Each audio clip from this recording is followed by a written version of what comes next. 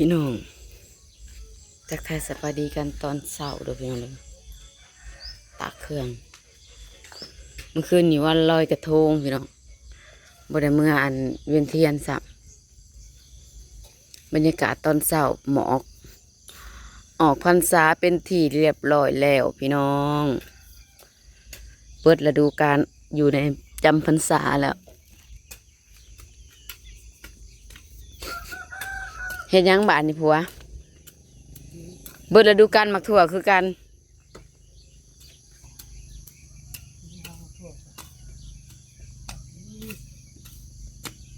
ดินมันเหนียวขุดเอาเลยนานพักนะเฮ้ย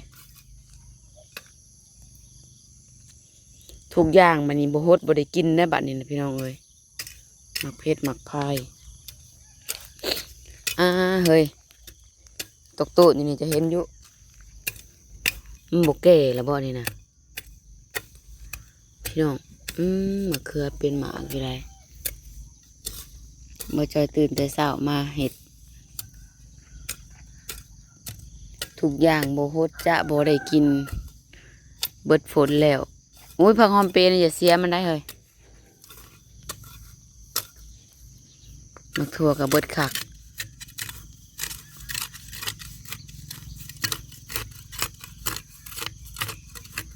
บอกว่าให้หาอันไม้ไซเนเซียมมันจังเขานะ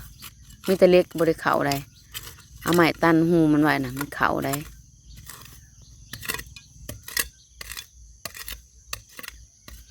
อีเกิงพี่น้อง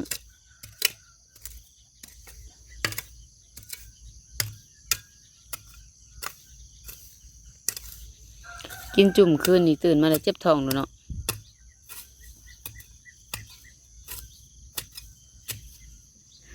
เริ่มเห็นนานพักแล้วบัดนี้แมันบ่เฮ้ย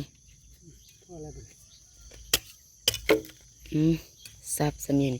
อ๋อค่ะมันแล้วมาเพชรขึ้นหล่นสิไปทางใดคือเบิดมันแล้วยูฮันทาลูกยูฮันทาอันนั้นก็ตื่นแต่เช้าถ้าแม่ลูกหาโมงนี่ก็หาโมงแม่ลูกสำนักแม่นตื่นเพียงนั้นลูกกะที่จุดอยู่หันเลยมันหาดพักหาดหมี่ได้เฮ้ยนี่นะมันหันได้โยนออกไปนอกนะ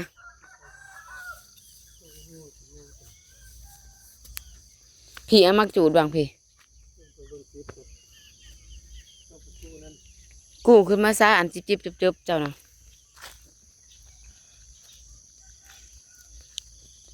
เขาพี่น้องซุกเขาอีเมก็ซุกไวเขาอีเมนี่ห่วงใหญ่กว่าเขาเฮาเขาห่วงน้อยดำถี่โผดพี่น้องนะของเรายังมีหมากมียังกว่าเฮาอยู่ได้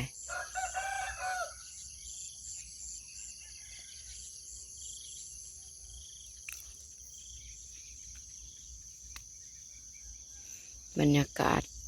ฝากเบิ่งฝากส้มฝากเป็นกำลังใจเด้อพี่น้องเด้อชมคลิปแต่ต้นจนจบแล้วก็บอกขำโฆษณาเพื่อเพิ่มรายได้ให้แน่พี่น้องถ้าหากบ่เห็นคลิปใหม่ก็ลงคลิปเก่าไปกะเบิ่งคลิปเก่าถาพี่น้องเบิดฤดูกาลหมักถั่วแล้วสิปลูกพักปลูกหญ้าบัดนี้ตัวใดที่เบิดฤดูกาลแล้วก็ลื้อมันออกไปพี่น้องอันนี้ส่วนครัวเล็กๆน้อยๆพอได้ยิบพอได้แยมพอได้ปิดพอได้อันนั้นทุกอย่างได้โฮดแล้วพี่น้องโฮดแล้วเอาพุ่นเอาปุยใส่แล้วก็โฮดพร้อมป้าโฮดสิไข่คือสิเบิดไว้แต่เปิดสิเบิดเป็นกอเลย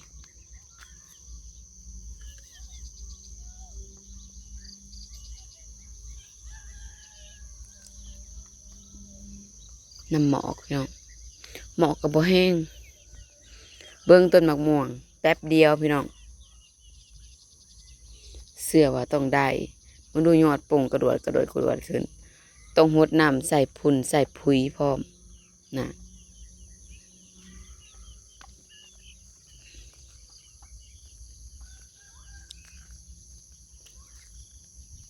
มักเพชรพ่วมเป็นดอกพี่น้อง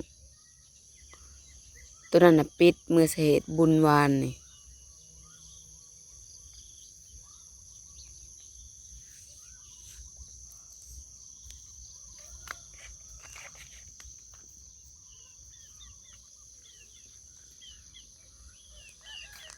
ขึ้นไปหาอันสิเขาสวยเขา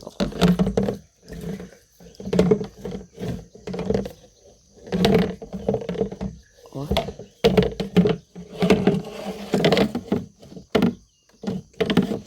สิโหด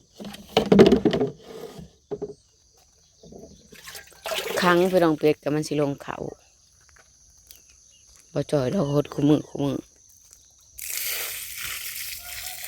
บ่หดจะบ่ได้กินเด็ดขาดได้พี่น้องเพราะมันพร้อมเป็นหมากอุกน้ำลูกพี่น้องข้าราแม่ติ้งออกแต่บอนบัดได้เลยอย่าคือมันหูมือโลดอันได้ยินเสียงกอแกกอยู่เฮือนครัวเลยแม่นเป็นลูกโลดเฮากับคันสิลูกมาแบบบ่มีเสียงก็คือสิบ่ได้เนาะพี่น้อง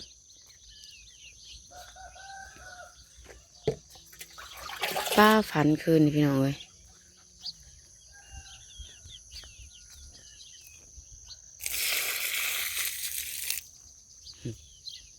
มึงดูต้นเพชรเพียงเอิกเฮาแหละบัดนี้ได้เปิดน้ำมาใส่หลายพี่น้อง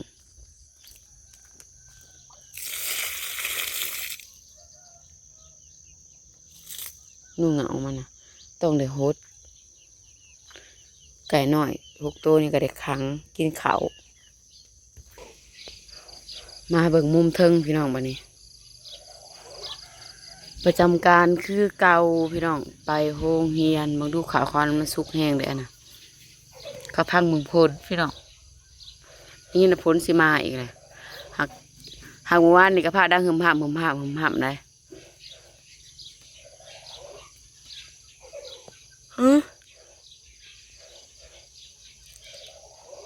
น้ำหมอกตกแห้ง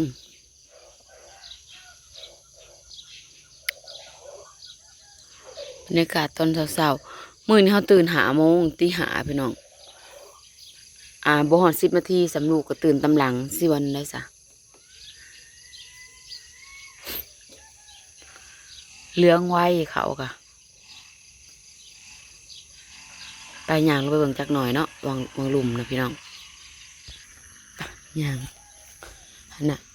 เขาอีเมนะยังมีดีกว่าเขาเฮาได้เอ้างัวมากินห่วงมันตอนไหนเด้พี่น้อง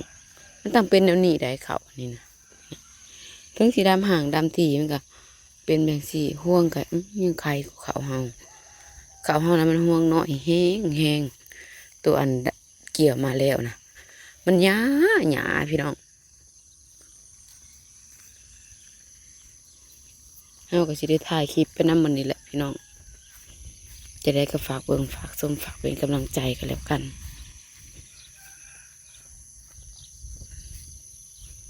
มาเบิ่งดูซุ่มตำหลังมันสิไข่แน่บ่งัวกินหญ้าบ่หลายปานใดนะพี่น้องไข่แน่อยู่แต่กะง่วงก็ยังน้อยอยู่เนาะนะของอีเมนะมันต่างกันได้พี่น้องของเรามันยังมีห่วงเขาแบบเป็นห่วงแหน่เด้แต่ของเฮานี่นะมันห่วงน้อยมันคือจะมันดำถี่โพดเลยแบบดำถี่โพดอีหลีพี่น้องนะไม่ได้มีห่วงเขาเนี่ยเบิ่งนะของอีเมยังมีแต่ห่วงเขานำเลยเด้บ่อนห่างก็คือกัน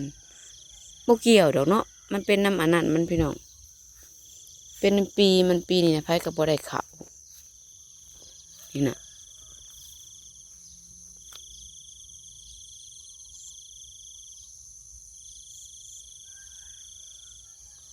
ของยิงแม่นะของเรานะห่วงน้อยอยู่หักแบบเบิ่งในตาเนี่ยจะคือมันคล้ายกว่ากันหนะพี่น้องเบิ่งแม่นี่นะนี่ตัวเราดำห่างห่วงนี่บักใหญ่ห่วงเขายังห่วงใหญ่ได้เนี่ยมันยังเป็นห่วงกว่าเฮาเลยพี่น้องสิจื้อไว้บัดนี้พี่น้องดำถี่แล้วก็บ่ดีเฉพาะอีเมลว่าดำถี่แล้วก็บ่ได้เขาแล้วทางนั้นเขาตัดเขาแล้ว เริ่มสิสุกเบิดแล้วพี่น้องของอีแม่นี่ก็อยากพอเกี่ยวแล้วนี่นะนี่นะนี่คือกันนี่ซุมนี่กะซุมนี่ก็คือกันกับพองเฮานี่มันเป็นแบบว่าจักมันเป็นแบบไรบุเป็นน้ำปีมันคือว่าวอะไรพี่น้องหน้าเฮาบ่ออกซ้ำนี่